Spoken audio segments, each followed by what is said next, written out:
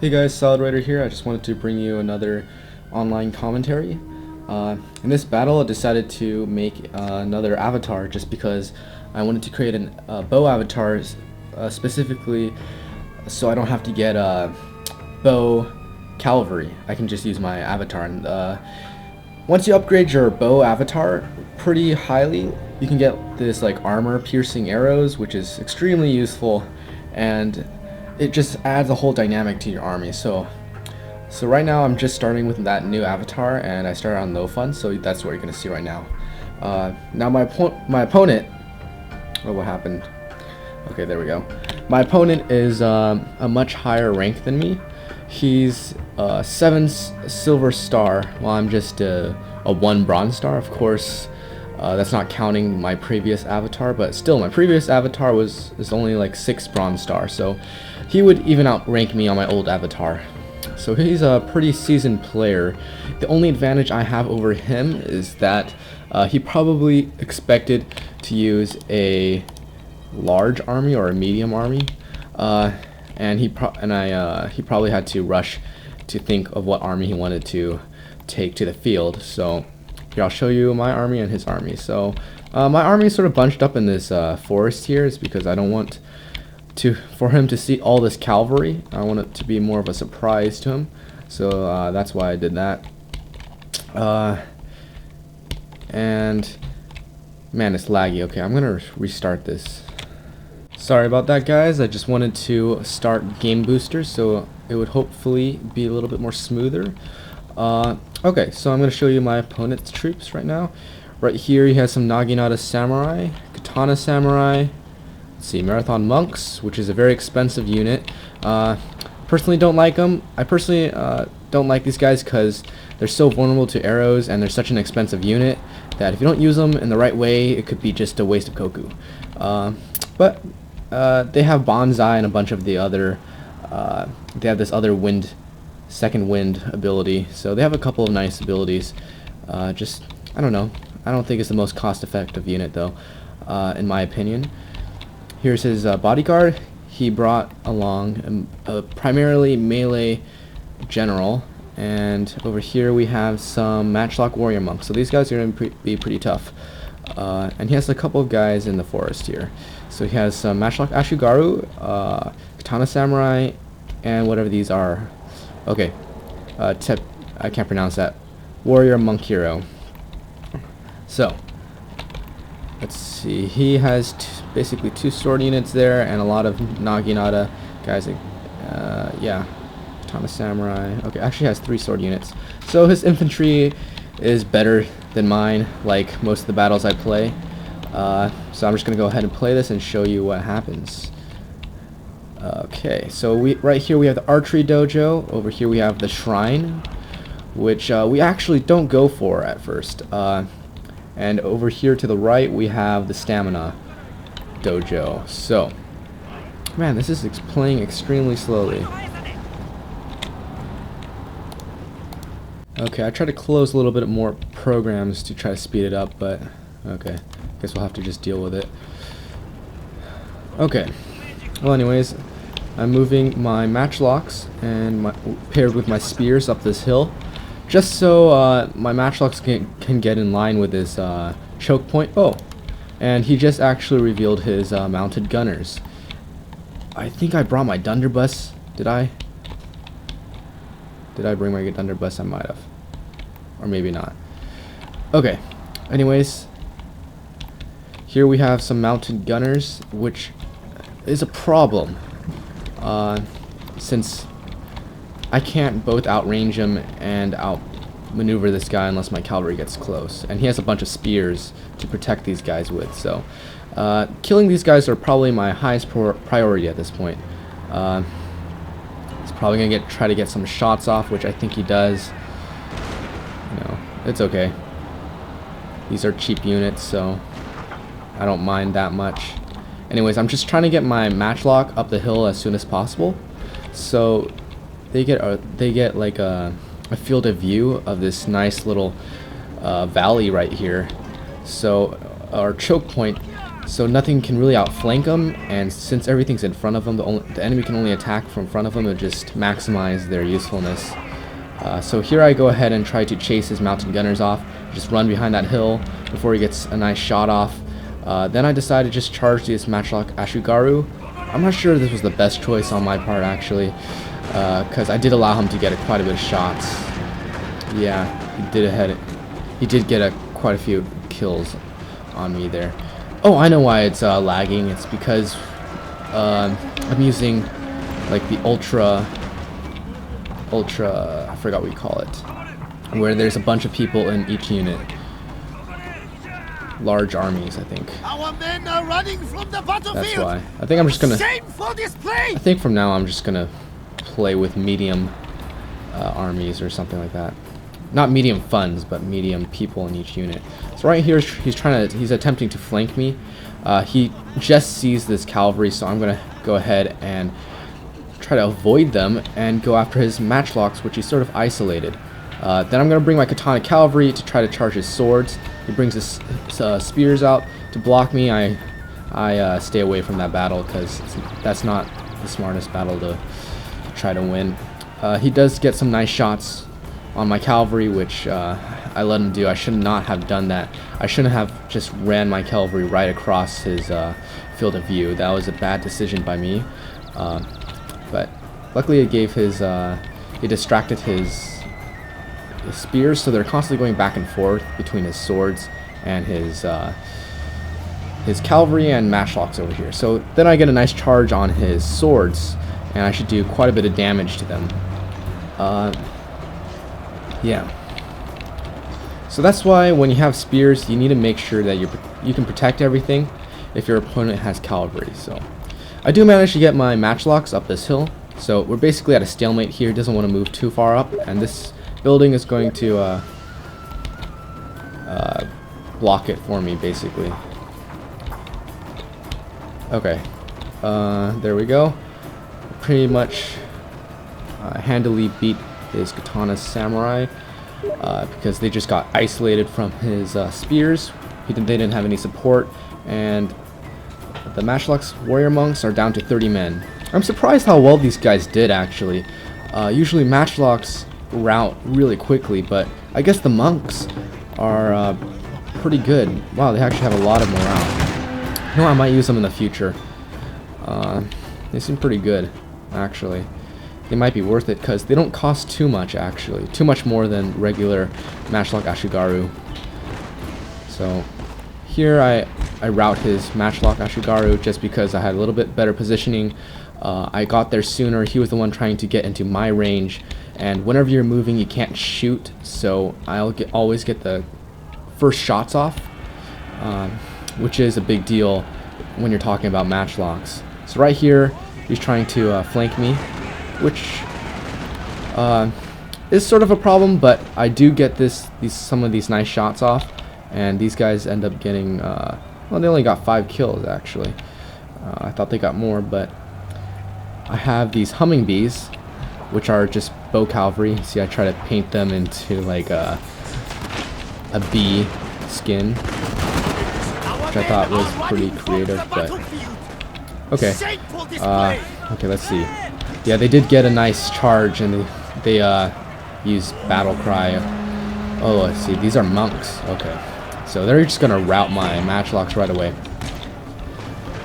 Yeah, and then over here, my matchlocks are routing or wavering, and yeah, right here I have some Yari cavalry trying to.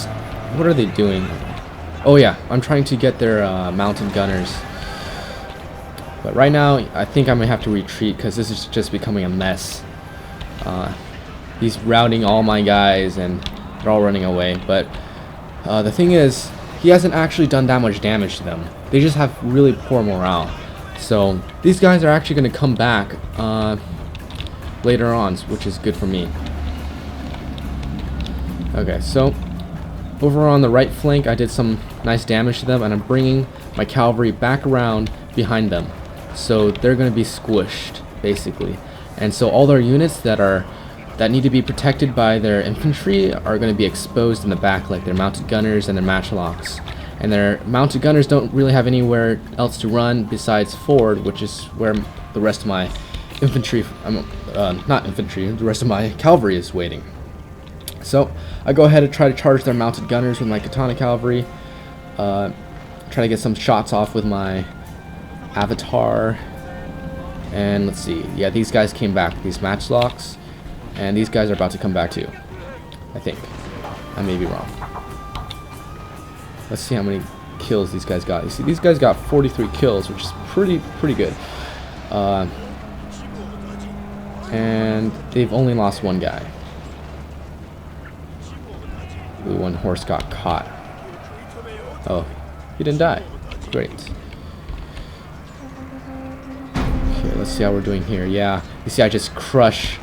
I think that was his mounted gunners. I just smush him from like both sides. All four of my cavalry is smushing him right now. So right now the battle's turning into my favor. He didn't really fully rout all my guys. All my guys came back. He took a lot of losses right here from my matchlocks when trying to flank me, and he also let me kill his mounted gunners, which was one of his trump cards, and you can't just let something like that go to waste.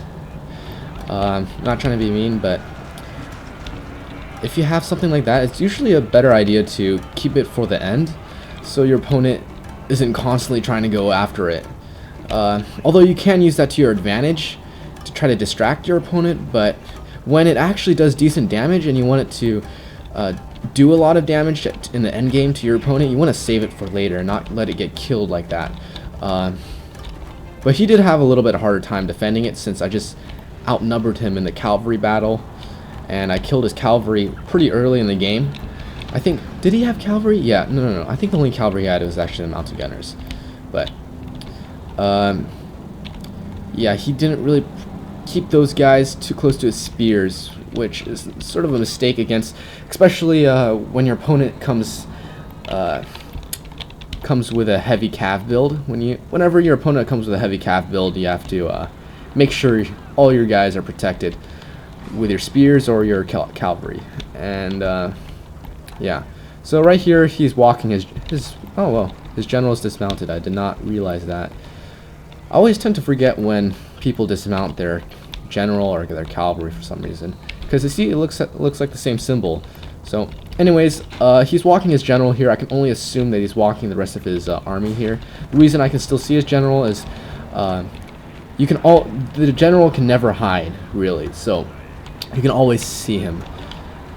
So I'm just gonna send some katana cavalry and actually never mind, sorry, my bow cavalry, the humming bees, to try to scout whatever's in this forest. Here we can go into first person.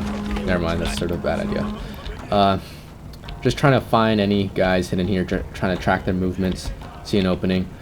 Yeah, right now it's almost GG. I really have to make a huge blunder for him to win this game, because right now he only has a couple of these infantry units and his general left. He doesn't have any cavalry, he doesn't have any ranged units. So I outrange him and I outmobilize him.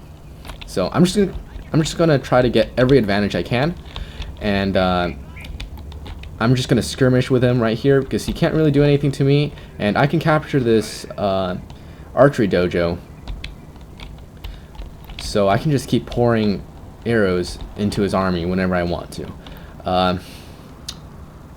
Honestly, I'm not sure why he did this. He starts moving all of his army, and he walks his army. I don't know, maybe his army's tired.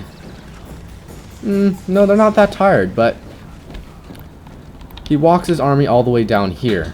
The only reason I think that wasn't the best idea was, yeah, my bow cavalry can pick these guys off pretty well. And you see, look at these marathon monks. What did I tell you? They're super easy targets for arrows. So this is like 110, no, 1,000 and 1,100 Koku unit, and I just picked them apart with my bow cavalry, which isn't even 800 Koku unit even with all the upgrades. Yeah, so he let his guys get shot by bringing him here out this open field, where they can just basically, my cav can just keep taking shots at them. And when you're out-mobiled, especially by a ranged unit, you can't keep chasing them like this unless you have to let your opponent make the mistake, basically. Yeah, those are some nice shots. Because if you chase me, I'm just gonna run away, and it slows you down. So why not just keep walking where you want to go and reach your destination as soon as possible. Maybe if you remembered in my second commentary where that guy kept pulling his spear units back and forth, that basically killed him. Same thing here. When you're outranged or outmobilized, you don't want to have hesitation in your actions. So I don't know. This guy's still trying. You know, I think he's trying to just capture this. One of our units has used all its ammunition. You know, honestly, I think he should have gone for this morale shrine, just because it's a better shrine, more useful. But maybe his line of thinking was that I have cavalry, he has infantry, so he needs some mobile advantage. But honestly, this is not going to do that much. So my bow cavalry end up running out of ammo, so I start capturing this archery dojo with these Yariyashigaru. I should have done this way earlier. I just thought that I just got too distracted shooting him with my arrows, with my archers. So now it's my general's turn. They're gonna take some nice shots. Let's see. Missed all of them. How many kills do they have? 0. Great. And I'm just gonna keep my general right along here. So as long as I'm in this circle, my opponent can't capture this building, which is going to slightly annoy him. And I can keep taking shots at him. And he's going to chase me, I'm just going to keep running away. And this is going to tempt my opponent to charge me with his whole army, exposing everything else. Then I bring my katana cavalry right along here to maybe get a backside charge on his flank.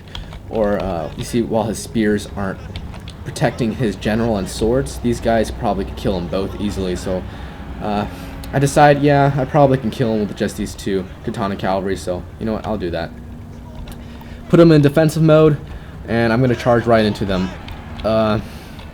He should have stayed in the forest if he knew that he was going to get charged by cavalry, and he should have brought his spears into this battle with his general and everything inside the forest, because cavalry get a disadvantage while they're in the forest, so you want to use every advantage you can. While you're in the forest, you're less likely to die from arrows. When you're in the forest, cavalry have less of an effect. So here, as you can see, the general put his general into stand and fight. And let's see, how many kills am I getting? Wow, this guy has 192 kills so far. 82 kills. So I run away my cavalry just as soon as his spears get there, and then he runs them back. You see, so that's the really nice thing about cavalry. You can make your opponent keep deciding and have to make these choices and go back and forth. And really, his spears aren't really accomplishing anything. They're almost a useless unit because they have to keep going back and forth. Because he's trying to charge my general at the same time he's trying to protect his other units. So a really important thing which my opponent didn't do, and he probably would have won or did much better if he did this, if he just kept his spears protecting the rest of his army. So there was the game. Hope you enjoyed that. Good game to my opponent as always. It was close in that he made not very many mistakes. He just made one type of mistake over and over and over again, which was just not protecting the rest of his army with his spears. So hope you enjoyed that battle, and I'll see you next time. Thank you. Okay guys, I'm back here at the unit statistics. Here, I'll show you. Again, very close battle in terms of kills. Well, actually, I did field more people, but still. Killed 700 guys, he killed 800 of my guys. I mean, I killed 800 of his guys, and he killed 700 of my guys. So let's take a look at the unit statistics here. My Katana Cavalry did very well. They got 210 kills, which is great. They got even more than my Great Guard, but it just goes to show how devastating Katana Cavalry can be when used in the correct circumstances. So pretty much all my cavalry got the highest kills because I utilized them the most. My humming bees, the bow cavalry, 1 death, 96 kills, which was great. And they could have done a lot more if I refilled their ammo. So that's pretty nice. Especially considering that they're like a 750 Koku unit with all the upgrades and stuff. I think that's correct, 750, or is it? I think I have trading posts, so it's less for me. But anyways, let's take a look here. This guy, my running spears, Yari Cavalry, didn't do quite as well as it should have done. And this other cavalry, Yari Cavalry, didn't do as well as it should have done. Wow, my Yari Cavalry really didn't do that great. Well, I mean, they're actually really just anti-cav units, so that's understandable. He didn't really have any cav. My matchlocks, yeah, they did okay. They weren't a huge part of the battle. As you can see, this guy got no kills and lost almost 100 men. Let's see here. Wow.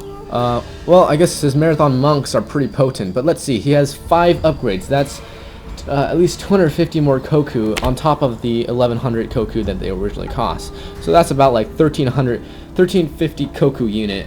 And let's see this guy who got almost just as many kills as them, and they're a 800 Koku unit. So they cost like 450 Koku less.